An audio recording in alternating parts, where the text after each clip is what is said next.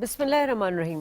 وطن عزیز اس وقت diplomatically stability کے ساتھ ساتھ جو ہے وہ فورن فرنٹ پر اچیومنٹ سمیٹ چکا ہے، اور اسی اچیومنٹس کو لے کر ہمارے پرائم منسٹر شہباز شریف اپنے اعلیٰ سطح وفد کے ہمراہ سعودی عرب کے 3 روزہ دورے پر ہیں۔ سعودی ولی عہد نے ان کو اس دورے کی دعوت دی تھی، جہاں پر وہ فیوچر انویسٹمنٹ انیشیٹو میں شرکت کریں گے، جہاں یقیناً پاکستان پائیدار ترقی، اقتصادی شمولیت، انوویشن اور خاص طور پر جو بدلتے جیو پولیٹکس کا منظرنامہ ہے اس میں پاکستان اپنی انپٹ دے گا اور اپنا پوائنٹ آف ویو بھی دے گا۔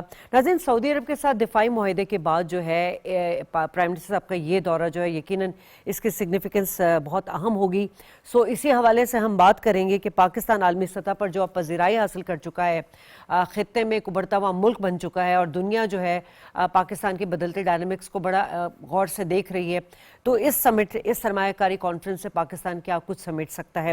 ساتھ ہی ہم بات کریں گے بڑا اہم جو اس وقت ہاٹ ایشو بنا ہوا ہے، استنبول مذاکرات کا تیسرا دور ہے، جو کہ تاحال نتیجہ خیز ثابت نہیں ہو سکا ہے، اور پاکستان نے بڑا ہی واضح موقع اختیار بھی کیا ہے کہ دہشت گردوں کے خلاف جو ہے جب تک عملی کارروائی نہیں کی جائے گی تو کسی بھی معاہدے کی کوئی حیثیت نہیں ہوگی۔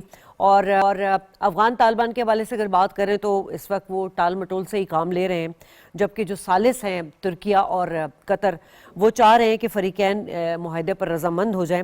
سو اسی حوالے سے بات کریں گے کہ مذاکرات نتیجہ خیز ثابت کیوں نہیں ہو رہے ہیں، اور اگر اس کو کمپیئر کیا گا جو پچھلا جو دوحہ ایکارڈ تھا اس حوالے سے کہ افغان طالبان نے جتنے اس وقت کنڈیشنز اپنی ان کو رکھی گئی تھی اس پہ کتنا عمل کیا انہوں نے اور نہیں کر سکے، اس کی وجوہات کیا ہیں۔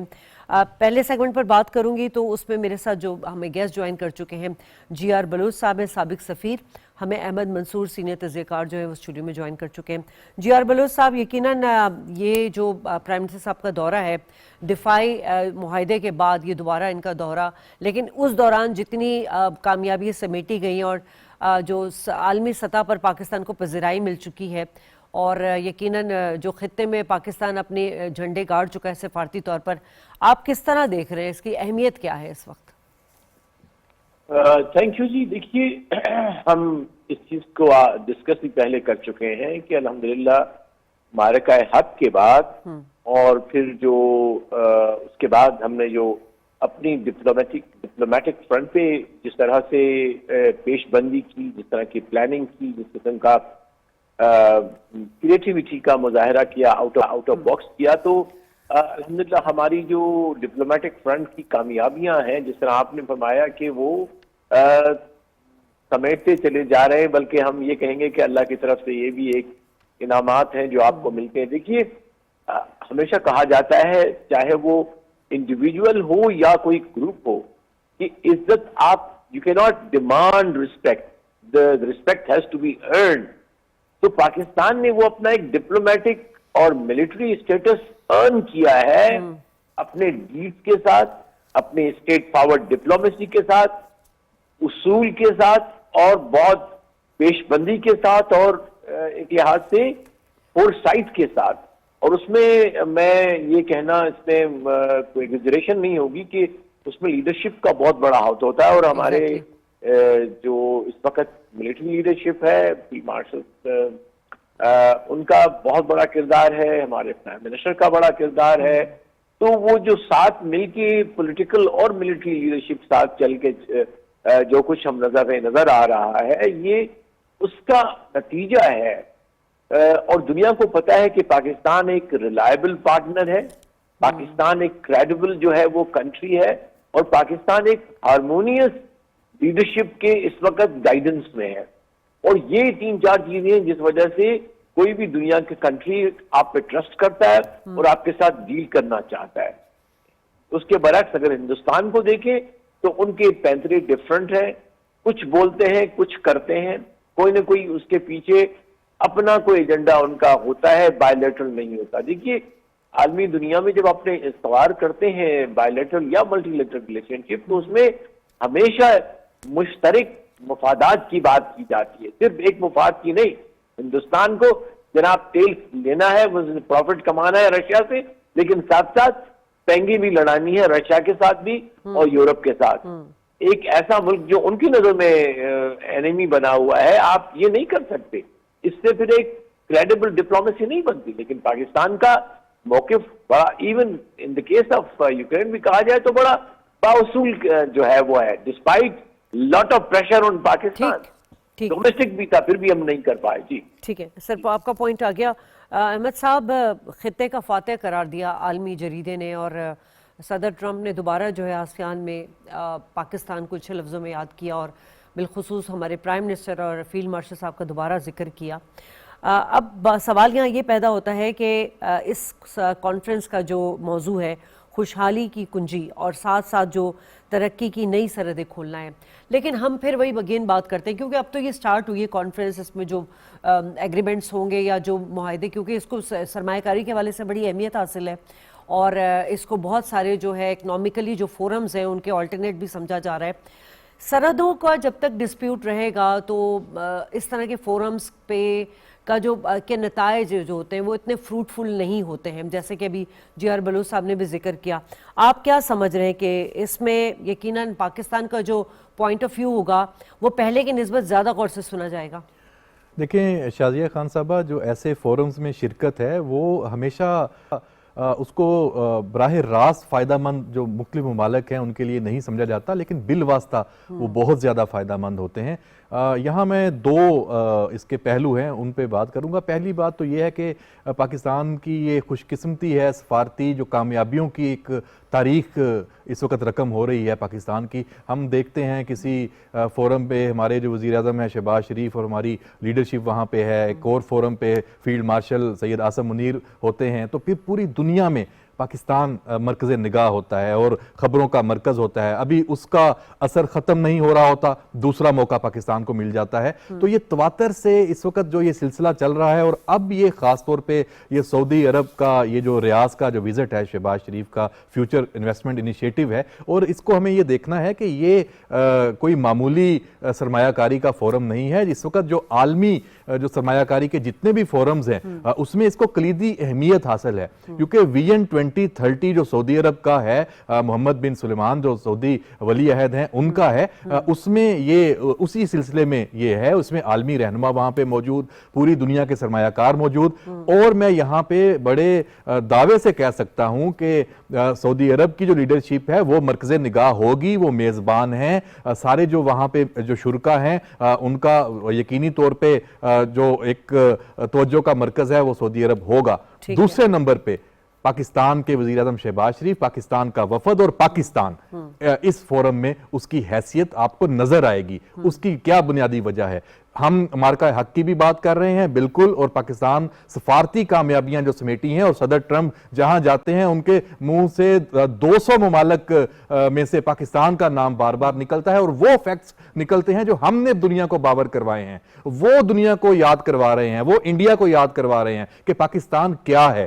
تو یہاں بھی پاکستان کے جو وزیر اعظم شہباز شریف اور پاکستان کی جو لیڈرشپ ہے وہ ایک اور نادر موقع پاکستان کے لیے وہاں سے سمیٹ کے لائے گی, اور ہمیں یقینی طور پہ اس طرح کی جو اس وقت ہماری جو سفارتی اہمیت ہے اس پہ فخر کرنا چاہیے. ٹھیک ہے بلوچ صاحب, پاکستان نے بڑے کم عرصے میں اپنے آپ کو منوایا ہے, یہ اللہ تعالیٰ کی ایک ہمارے لیے سمجھے کہ ہمارے لیے ایک تحفہ بھی رہا اور ایک رحمت بھی رہی ہے کہ پاکستان کا جو نام ہے, عزت مقام جو ہے بہت اونچا ہوا ہے.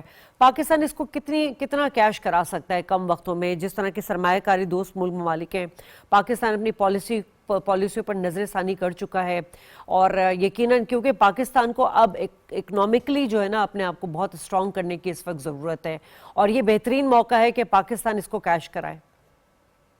کوئی شک نہیں اس کے اندر کہ اصل امتحان ہے ایز اے کنٹری کہ ہم کس طرح سے ان ملٹری اور ڈپلومیٹک جس سے اس وقت پاکستان ایک مڈل پاور گلوبلی ہو کے ابھرا ہے, اس کو آپ نے کس طرح اپنے عوام کی خوشحالی کے لیے, سسٹینیبل ڈیولپمنٹ کے لیے, کلائمیٹ چینج کے چیلنجز سے ملنے کے لیے, پاورٹی ریڈکشن کے لیے, ڈی انڈسٹریلائزیشن کے لیے, ماڈرن ایگریکلچر کے لیے, ٹیکنالوجی کی جو ریس اس وقت ہے اس کے اندر, تو میرے خیال ہے پاکستان نے اس وقت تیاری پکڑی ہوئی ہے.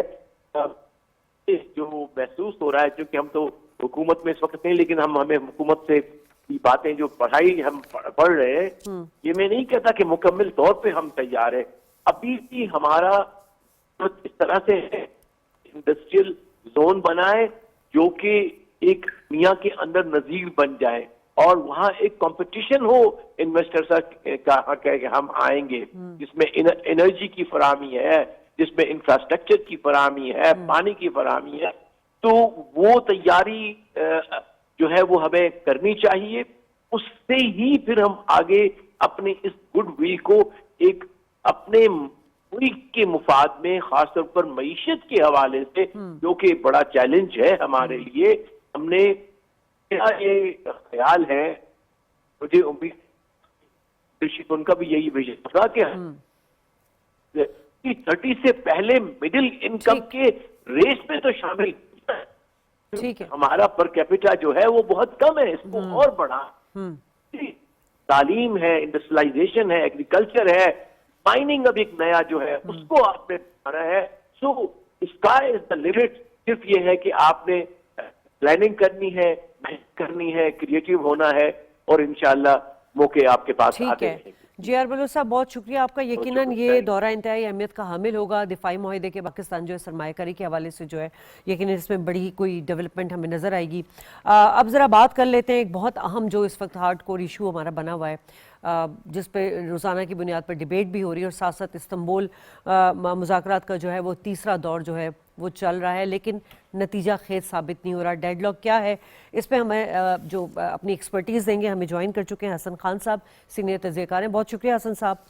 کیا لگ رہا ہے آپ کو سر، کہاں پہ ڈیڈ لاک آ رہا ہے؟ اور یقیناً پاکستان بڑا کلیئر موقف دے چکا ہے اور شروع سے وہی دیتا ہوا آ رہا ہے کہ جی آپ اپنی سرزمین سے دہشت گردوں کا صفایا کریں. اس بار بھی وہ یہی کہہ رہا ہے کہ ان کے خلاف جو عملی کارروائی کی جائے، مگر یہ چاہتے ہیں افغان طالبان کے ٹی ٹی پی کو جو ہے وہ قومی دھارے میں لے کر آ جائے. انہوں نے بھی کچھ تجاویز دی ہیں.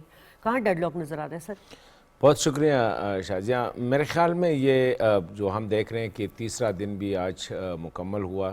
سیٹرڈے کو یہ ڈائلاگ شروع ہوئے تھے استنبول میں، اور پہلے دن بتایا گیا کہ کافی لیٹ نائٹ تک وہ ڈائلاگ چلتی رہی، لیکن کوئی اس میں ایک ایکسچینج آف جو ان کے ڈاکومنٹس تھے کہ پاکستان کے مطالبات اور ان کے مطالبات پھر دوسرے دن شیئر کیے گئے. میرے خیال میں مسئلہ جو ہے وہ افغان طالبان کے لیے یہ ہے، ایک تو ان کے انٹرنل جو مسائل ہیں. کبھی آپ کو خبر آ رہی ہے کہ وہ جو ڈیلیگیٹس ہیں وہ کبھی کابل سے بات کرتے ہیں، کبھی وہ کندہار سے بات کرتے ہیں. ان کے یہ مسئلے کہتے ہیں میٹنگ کے دوران اٹھ جاتے ہیں اور کہتے ہیں کہ کوئی کابل سے رابطہ کرتا ہے، کوئی کندہار سے. اس کا مطلب یہ ہے کہ جو ڈیلیگیشن آئی ہے وہاں پہ بات چیت کے لیے ان کے پاس کوئی ایسی اختیار نہیں ہے کہ ایک خاص اس سے وہ آگے بات کر سکے. جو سیٹ کیا تھا فریم ورک دوحہ میں، خواجہ آصف صاحب تھے اور پاکستان سائڈ سے، اور افغانستان سائڈ سے جو وزیر دفاع ملا یعقوب عمری صاحب تھے، تو لگ ایسا رہا تھا کہ کافی چیزوں پہ اتفاق ہو چکے. اور میرے خیال میں لارجر جو فریم ورک ہے وہ اس پہ ایگری کر چکے ہیں کہ افغانستان کی سرزمین جو ہے وہ پاکستان کے خلاف استعمال نہیں ہوگی، اور اسی طرح افغان طالبان جو ہے وہ کسی ایسے گروپ کی سرپرستی نہیں کریں گے جو افغانستان سے پاکستان میں حملے کرتے ہیں. اور ساتھ ہی بارڈر کے حوالے سے بھی کافی جو ہے ایڈوانس تک جو ہے ایگریمنٹ ہو چکی تھی. لیکن اب مسئلہ جو ہے میرے خیال میں وہ ان ساری چیزوں کو ریٹن میں لے آنا ہے، ایک ایگریمنٹ کی صورت میں لے آنا ہے. اور اس کے لیے شاید افغان طالبان جو ہے وہ وربل ایشورنسز کے لیے تیار ہے، لیکن اس کو ریٹن میں لانے کے لیے تھوڑا سا وہ ہچکچا رہے ہیں.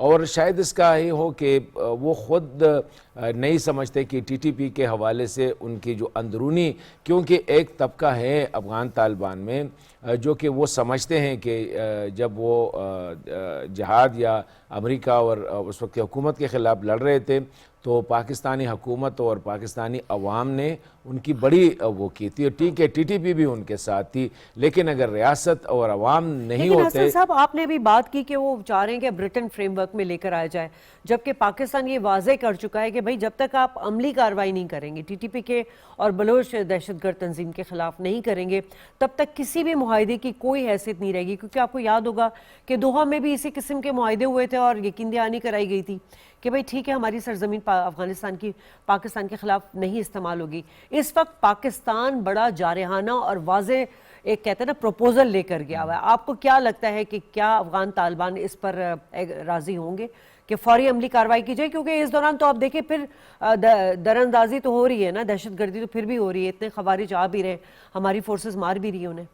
دیکھیں اس میں تو کوئی شک نہیں کہ پاکستان نے ریڈ لائن ڈرا کیے ہیں, اور پاکستان نے یہ نارمل اب جو نیا نارمل اب اسٹیبلش کیا ہے وہ یہ ہے کہ پاکستان پہ کہیں سے بھی حملہ ہو اور ہمیں یہ پتہ ہو جائے کہ یہ افغانستان سے اس کو آرکسٹریٹ کیا گیا ہے تو پاکستان رسپونڈ کرے گا. لیکن میرے خیال میں پاکستان بھی ابھی یہ جو ہمارے انٹرلاکیٹرز ہیں وہ سمجھتے ہیں کہ ٹی ٹی پی کے خلاف افغان طالبان کے لیے فوری طور پر جو ہے ایکشن لینا ذرا مشکل ہے. تو اب وہ کچھ نیٹی گریٹی ڈسکس کر رہے ہیں ابھی تک جو, اور ایک بات ہے کہ پاکستان کی طرف سے جو خبریں آ رہی ہیں اور کابل سے جو خبریں آ رہی ہیں اس میں فرق ہے. پاکستان کابل سے ہمیں آج میں 2-3 جگہوں پہ میں نے بات کی اور اسپیشلی وہاں کا جو میڈیا ہے کابل سے وہ یہ تاثر دے رہے ہیں کہ ایگریمنٹ تقریباً ہو چکا ہے اور شارٹلی جو ہے ہو سکتا ہے کہ وہ پریس ریلیز یا ایک جائنٹ اعلامیہ جو ہے وہ ایشو کیا جائے گا. یہ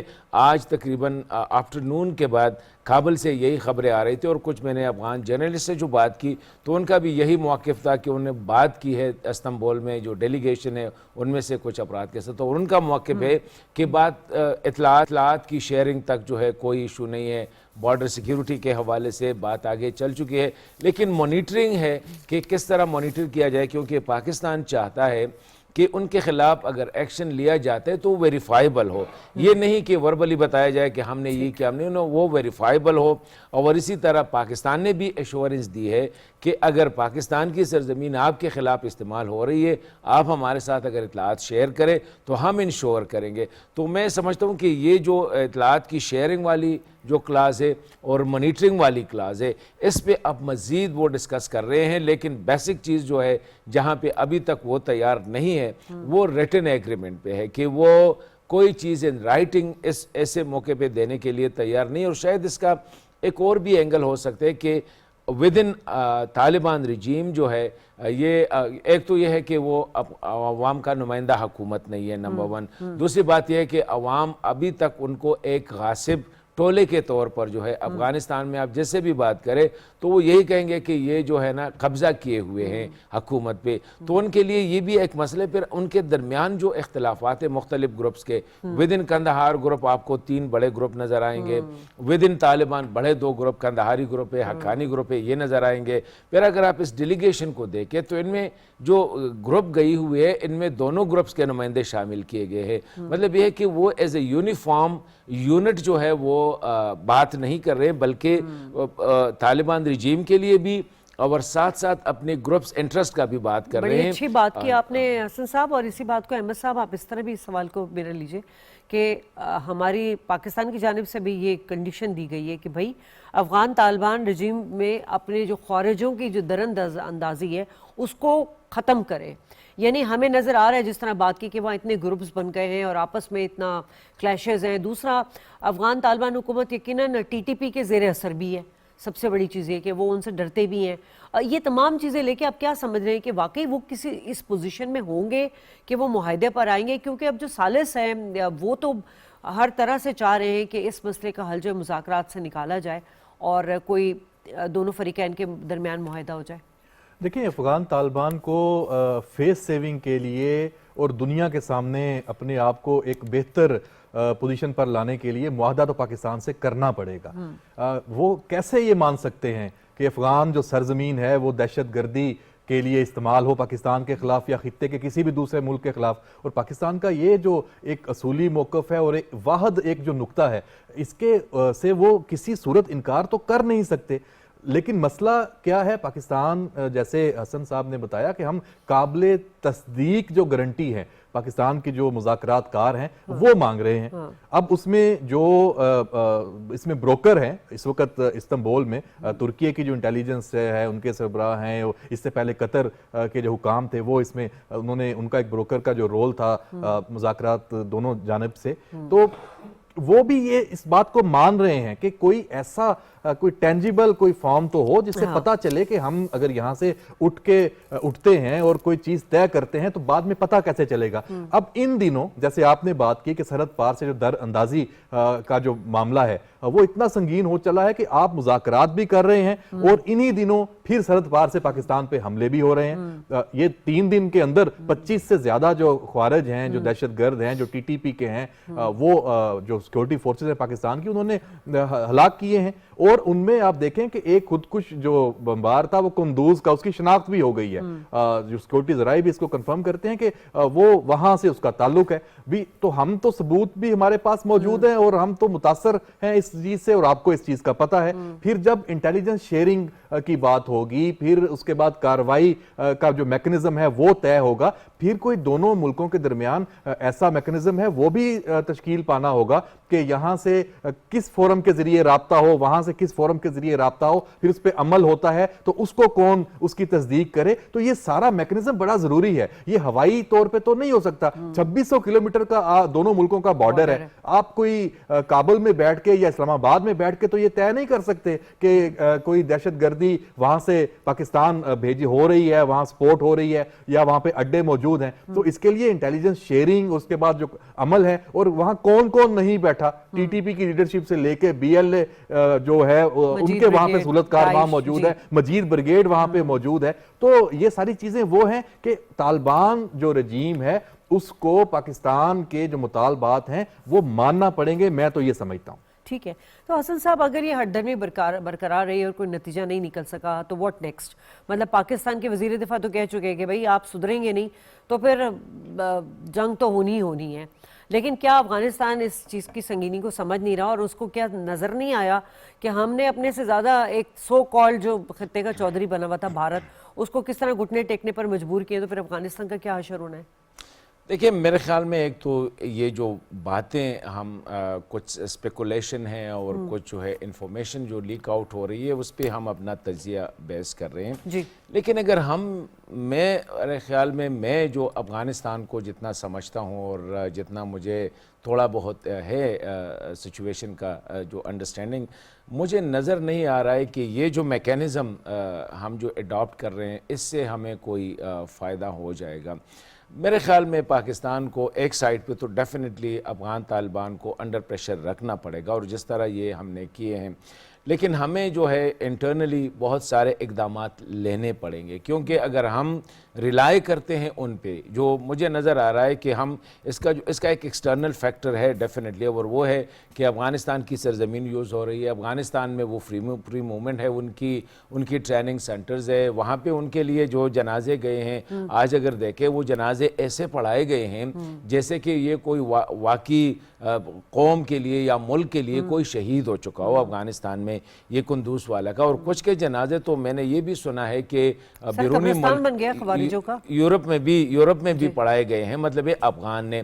अगर ये सिचुएशन है और ये उनका जो बयानिया है, अगर वो टीटीपी वालों को अभी अक्रॉस अफ़गानिस्तान वो मुजाहिद समझते हैं, अफ़गानिस्तान में वो कहते हैं पाकिस्तान में ये जहाद कर रहे हैं, तो ऐसी सूरत हाल में मेरे ख्याल में हमें जो है एक बॉर्डर के साथ, क्योंकि मैं अभी भी यही समझता हूँ कि हमारी बॉर्डर जो है वो अभी भी सिक्योर नहीं है, हमारी बॉर्डर अभी भी पोरस है। एक टाइम पे तो इट वाज जस्ट लाइक आपने कहा कि इंटरनल इक़दामात लेने होंगे, बॉर्डर मैनेजमेंट पर भी हम पहले भी बात कर चुके हैं। आपकी एक्सपर्टीज क्या कहती है, मतलब पाकिस्तान को इनसाइड क्या प्रिकॉशंस लेने की ज़रूरत है? देखिए, मैं जो बात करना चाह रहा था वो ये थे कि to trust on the Afghan leadership.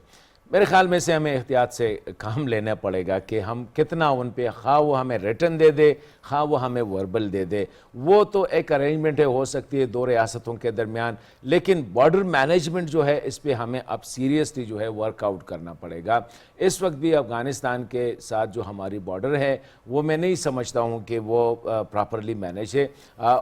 Policies हमारी चमन में, अगर आप अभी भी जाए चमन में या जो दूसरे शोब में जो इलाके हैं, या यहाँ तक कि काफ़ी एरिया ऐसे हैं जहाँ पे अभी भी हमने जो है बॉर्डर को मतलब है कि जिस तरह बॉर्डर्स पे होती रहती है, मैं नहीं कह सकता कि آپ مکمل طور پر اس کو بالکل کلوز نہیں کر سکتے، کیونکہ بڑے بڑے ممالک جو ہے بارڈر کے مسائل ہوتے ہیں، لیکن میکسیمم ہمیں اس پہ توجہ دینی ہوگی، جو کہ اس وقت نہیں ہے۔ یہ جو ہمارے انٹری پوائنٹس ہے، خواہ وہ 8-9 انٹری پوائنٹس جو ہے اس کو پراپرلی فارملائز کرے، ٹریڈ کو اور ٹرانزٹ کو اس کو ٹھیک ٹھاک اس کے لیے وہ کر دے، اور ویزا سسٹم، ویزا رجیم جو ہے وہ اسٹرکٹلی انفورس کرے۔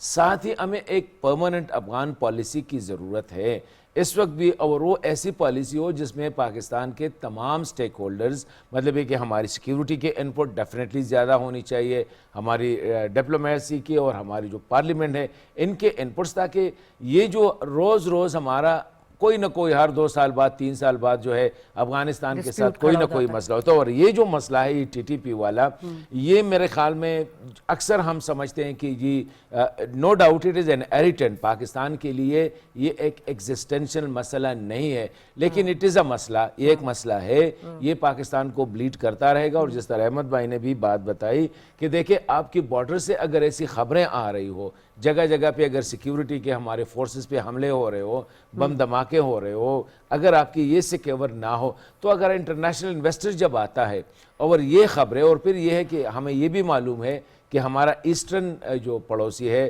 وہ ویسٹرن کے ساتھ ملا ہوا ہے، اسپیشلی پروپیگنڈا گیم میں، تو اس میں ہمیں جو ہے اندر جو ہے بارڈر کے اندر اور بارڈر کے ساتھ ان پہ زیادہ ہمیں تو ڈیفینیٹلی ہم نے تو اپنے اقدامات ہمیں لینے چاہیے، ان پہ ہمیں اگر اتنا بھی وہ کر سکے کہ یہ جو نامنکلیچر ہیں ان کے لیے جو یوز کر رہے ہیں، کیونکہ ابھی میں نے افغان سائٹ سے یہ بات سنی ہے کہ پاکستان سائٹ سے ایک ڈیمانڈ یہ بھی آئی ہے کہ ملا ہیبت اللہ صاحب جو ہے وہ ایک بیان دے دے کہ افغانستان کی سرزمین پاکستان کے خلاف استعمال نہیں ہوگی، اور جو کر رہے ہیں وہ افغانوں کے دوست نہیں ہے، وہ افغانوں کے دشمن ہے، لیکن اس بیان دینے کے لیے بھی وہ تیار نہیں ہے۔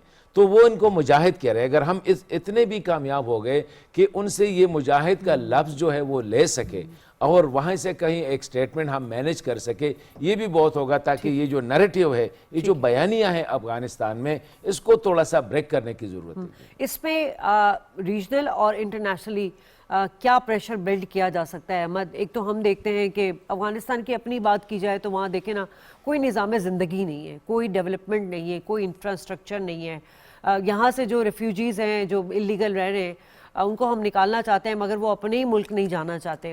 تو یہ جو فنڈنگز مختلف ممالک کر رہے ہیں افغانستان کو، کیونکہ ان کو تو ڈالرز آ رہے ہیں نا، مطلب وہ کیوں کام کریں گے، تو یہاں پر کیا پریشر بلڈ کیا جا سکتا ہے؟ دیکھیں میں تو یہ سمجھتا ہوں کہ جیسے حسن صاحب نے بات کی کہ ایک مستقل جو افغان پالیسی ہے وہ اب نئے سرے سے بننا بہت ضروری ہو گیا ہے۔ یہ پریشر کیا ہے، یہ شروع کہاں سے ہوا؟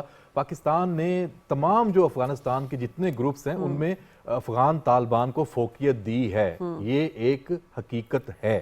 ہمیں اس سے نکلنا ہوگا، یا ہمیں جتنے بھی افغان گروپس ہیں ان سب کو کم از کم یہ ایک پیغام ضرور دینا ہوگا کہ یہ آپ کی جو انٹرنل پالیٹکس ہے اس سے پاکستان کا کوئی واسطہ نہیں ہے۔ افغانستان کی جو ایک نمائندہ حکومت ہے وہی پاکستان کے لیے، دنیا کے لیے قابل قبول ہوگی، اور ہم اس میں بالکل اپنے ملک اور افغانستان کے ساتھ دونوں پاکستان اور افغانستان کے جو تعلقات ہیں اس کو صرف فوکس کریں گے، اور اس میں افغانستان کا ایک بطور ہمسایہ ملک ہم جو بھی کردار ادا کر سکتے ہیں، آپ بڑے بھائی کے طور پہ کہہ لیں، ایک ہمسائے کے طور پہ کہہ لیں، وہ آپ اکانومی کو بوسٹ کرنے کے لیے ہو، وہ تجارت کے لیے ہو، وہ ان کی ضروریات پوری کرنے کے لیے ہو، وہ جو پیپل ٹو پیپل کانٹیکٹ ہے، جو ویزا رجیم ہے اس کو بہتر کرنا ہو، آمد و رفت دونوں ملکوں کی بہتر کرنا ہو، اور وہ چونکہ لینڈ لاک کنٹری ہے تو اس حوالے سے بھی ہم نے ان کے لیے کیا فائدہ سوچنا ہے تو ہم کر سکتے ہیں۔ چلیں آپ آنے والے دن ہی بتائیں گے، بلکہ میرا خیال ہے کچھ ہی گھنٹوں میں استنبول مذاکرات کے مستقبل کا انحصار افغان طالبان کے اوپر ہے، وہ کیا انیشیٹو لیتے ہیں۔ پاکستان تو اپنے طور پر تیار ہے، یقیناً افغانستان کے حوالے سے جو پالیسی ہے اس کو دیکھنے کی بھی ضرورت ہے، لیکن ساتھ ساتھ پاکستان کے جو اپنے انٹرنل جو معاملات ہیں اس کو بھی تھوڑا مضبوط کرنے کی ضرورت ہے۔ بریک لوں گی ناظرین، بریک کے بعد واپس آئیں گے تو مزید گفتگو کا سلسلہ آگے بڑھائیں گے۔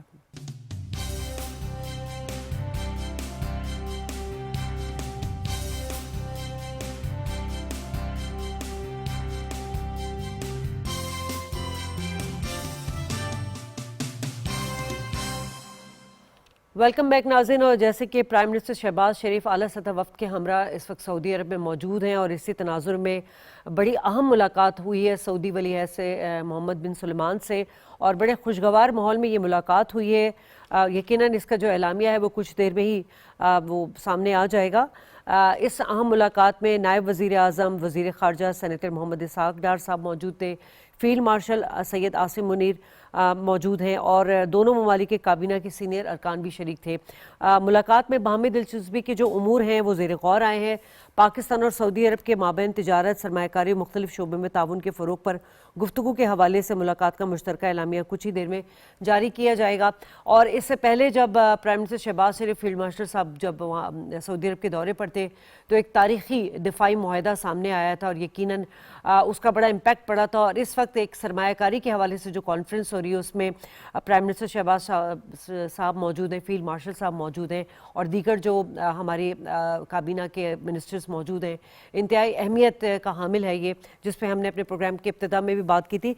अहमद साहब, यकीनन अब ये मुलाकात, और मैं तो मतलब एक बात वही होती है कि अभी प्राइम मिनिस्टर साहब जो हैं आज ही वो वहाँ पे मौजूद हैं और अभी कुछ देर कबल ही जो बड़ी अहम मुलाकात हो गई है और यकीनन इस मुलाकात के जो इसमें अहमियत होगी उस पर हम तो आगे बात करेंगे, लेकिन ये मामूल की मुलाकात आपको नज़र आ रही है या इसमें कुछ और पसे पर्दा कुछ और भी है?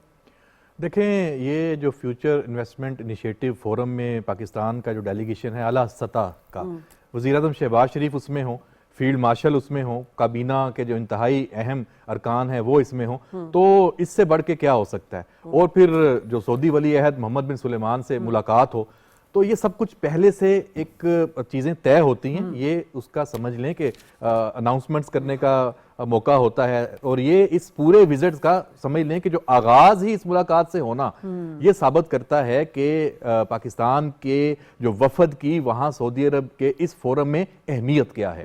और ये दो तरफा तौर पे जो इसमें मजीद चीज़ें आगे गई होंगी, यकीनन बहुत कुछ तय हुआ होगा। और ख़ास तौर पे जो दफाई जो स्ट्रेटेजिक एग्रीमेंट हुआ था उसके बाद भी आप देखें तो उसमें भी पेशरफ्त है। फिर आपने देखा होगा फील्ड मार्शल तो पिछले कई दिनों से मशरक़ वस्ता में है, मिस्र में वो गया है, उर्दन में उनका एक विजिट हुआ। और आप इसको गजा के साथ भी मिलाकर देखें जो अमन जो मुआहदा है, तो ये सब कुछ बहुत एक इसका एक वाइड आप समझ लें कि इसके जो सब्जेक्ट है ये। और पाकिस्तान और सऊदी अरब के ताल्लुकात के हवाले से ये विजिट है, ये यकीनी तौर पे इंतहाई अहमियत का हामिल है और इसका जो एलामिया है वो बताएगा। और जब ये विजिट कंक्लूड होगा तो हमें यकीन रखना चाहिए कि इसमें पाकिस्तान और सऊदी अरब के ताल्लुकात के हवाले से बहुत कुछ नया भी सामने आएगा। अच्छा, आपने बड़ी इंपॉर्टेंट बात की, आपने कहा ये पहले से सब स्केड्यूल था। हमें तो पता था कि प्राइम मिनिस्टर साहब की जो है मुलाकातें होनी है, बड़ी अहम मुलाकातें होंगी जो वहाँ पे टॉप लीडरशिप है सऊदी अरब में और दीगर जो ममालिक के कायदीन होंगे उनके साथ भी मुलाकात होगी। लेकिन हम वही बात दोबारा करते हैं कि इस वक्त जो पाकिस्तान को जो खित्ते का फातह करार दिया गया था वो हमें अभी अमली तौर पे नज़र आया। जिस तरह से फ़ौरन मुलाकात हो गई है सऊदी वली अहद की और पूरे डेलीगेशन के साथ हुई, यानी उनके भी डेलीगेशन के लोग थे, हमारे भी डेलीगेशन के लोग थे। और इसमें आप सरमायाकारी के हवाले से इसको कितना हम, क्योंकि सऊदी अरब चाहता है पाकिस्तान में इन्वेस्ट करना और ख़ास तौर पे जो फील्ड मार्शल साहब माइंस के हवाले से बात कर चुके हैं, मिनरल्स एंड माइंस के हवाले से, जिसमें सऊदी अरब का अपना इंटरेस्ट भी है कि वो रेकोडिक के जो उसमें मंसूबे उसमें अपना इन्वेस्ट करे। इस वक्त कितना कन्विंस कर सकता है पाकिस्तान इन्वेस्टमेंट के लिए? देखें, पाकिस्तान के लिए ये एक बड़ा मौका इसलिए है कि सऊदी अरब तो देखें उस विजन 2030 पे चल रहा है। ये विजन 2030 क्या है कि जो आपकी खाम मसनूआत है उससे निकल के आपने आगे बढ़ना है, टेक्नोलॉजी की तरफ जाना है, पायदार तरक्की की तरफ जाना है। नए जो एवेन्यूज़ हैं सरमायाकारी और बराह रास्त सरमायाकारी के जो मौके हैं वो दुनिया के लिए आपने वो ओपन किए हैं और सऊदी अरब उसमें लीडिंग रोल के तौर पे है। और पाकिस्तान के लिए ये एक बहुत बड़ी मिसाल है और सऊदी अरब का पाकिस्तान को साथ भी है। डेफिनेटली पाकिस्तान भी यही चाह रहा है, जैसे आपने बात की कि रेकोडिक मंसूबे में पाकिस्तान ने पूरी दुनिया को ऑफर्स की है कि आप उसमें शामिल हों, क्योंकि ये बहुत बड़ा एक प्रोजेक्ट है और इस पूरे खित्ते में पाकिस्तान के पास जो वसाइल हैं उसमें मौके सरमायाकारों के लिए मौजूद हैं। और सऊदी अरब के साथ आप देख लें कि ऑयल रिफाइनरी ग्वादर में लगने की बात थी, वो बड़े अरसे से पेंडिंग चला आ रहा है। ज़राअत के शोबे में, मदनियात के शोबे में बहुत सारे जो हमारे इनिशिएटिव्स हैं वो मुश्तरका वो पाइपलाइन में हैं। तो ये चीज़ें अब आगे चलेंगी और इस ये जो फोरम है इसमें जो साइड लाइन्स पे मुलाकातें होंगी ये भी बड़ी अहमियत की हामिल होंगी। जो दीगर आलमी रहनुमा वहाँ पे आए हुए हैं इस फोरम में शिरकत के लिए, और उनमें जो वज़ीर-ए-आज़म शहबाज शरीफ और हमारे जो वुज़रा हैं, फील्ड मार्शल हैं सैयद आसिम मुनीर, वो वहाँ पे मौजूद हैं। तो पाकिस्तान के लिए एक बहुत ही नादर मौका है जो सरमायाकारों को और उस दुनिया को पाकिस्तान की तरफ राग़ब करने का जो तजारत करना चाहते हैं, जो कारोबार करना चाहते हैं। और पाकिस्तान की सबसे बड़ी जरूरत क्या है? तजारत है, कारोबार है, सरमायाकारी है। ठीक है अहमद साहब, अब चूंकि जब पीस हुआ गजा में, जो पीस मुआहिदा हुआ था, ट्रंप साहब ने जो अमन मुआहिदा पेश किया था और सीज़ फायर हुआ उसके बाद, लेकिन वायलेशन तो बहरहाल इजराइल ने की। आप क्या समझ रहे हैं, क्योंकि इसमें यकीनन जो जियो पॉलिटिक्स, बदलते जियो पॉलिटिक्स के हवाले से भी बात होगी, यहाँ वहाँ पे ये मामला भी ज़ेर बहस आएंगे?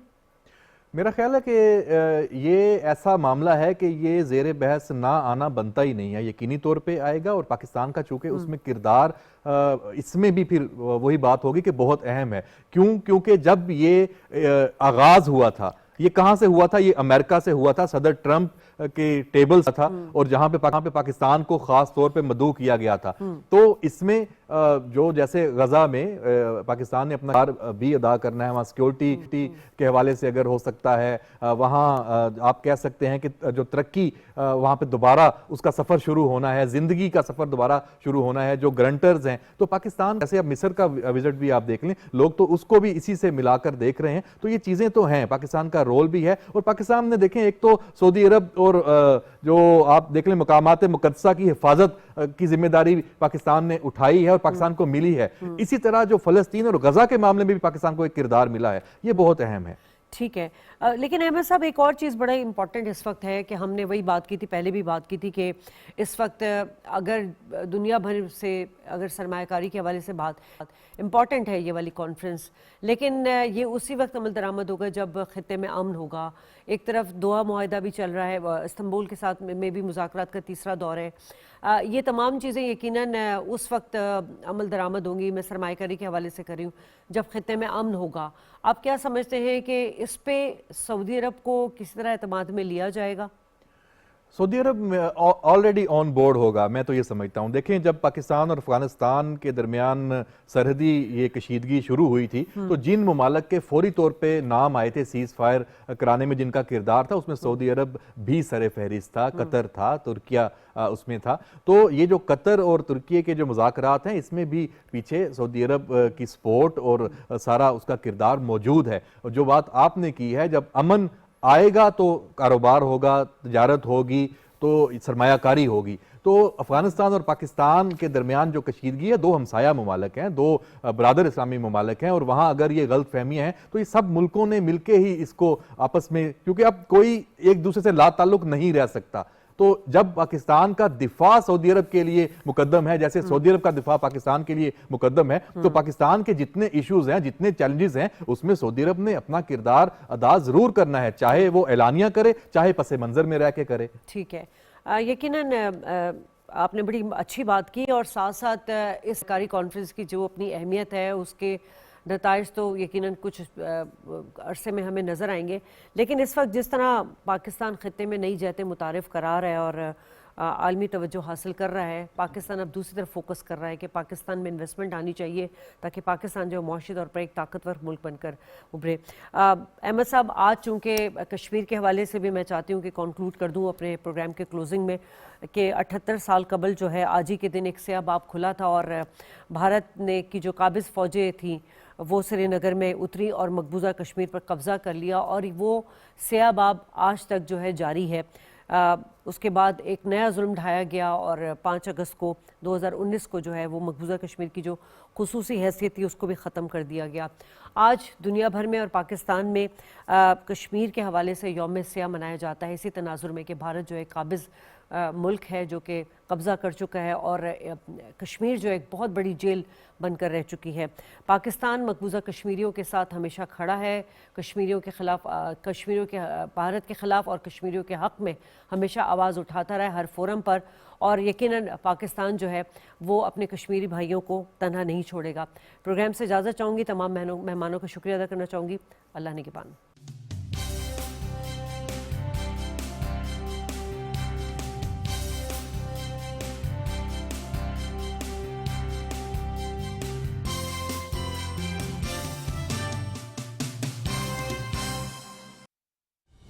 درست